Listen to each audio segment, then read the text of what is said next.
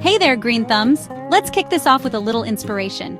The righteous will flourish like a palm tree. They will grow like a cedar of Lebanon. Psalm 92:12. And just like those trees, your garden can flourish too. Today's quote comes from the ever-wise Winnie the Pooh. Sometimes the smallest things take up the most room in your heart, just like our herbs.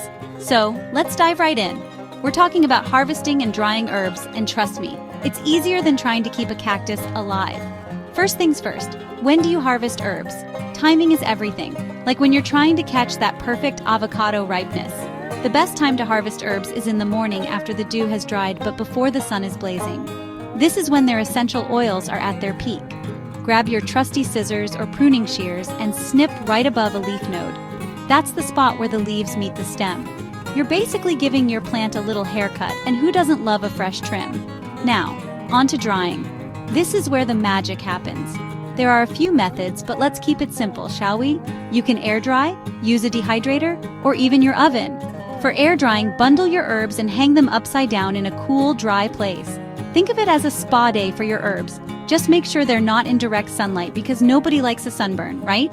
If you're using a dehydrator, spread your herbs out in a single layer and follow the manufacturer's instructions.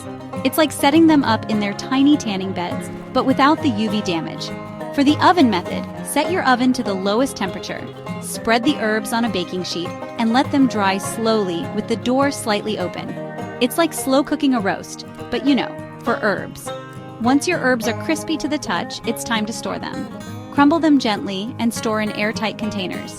Mason jars work great and make you look like you're ready for a Pinterest photo shoot. Label them with the name and date, because mystery herbs are not the kind of surprise you want in your kitchen.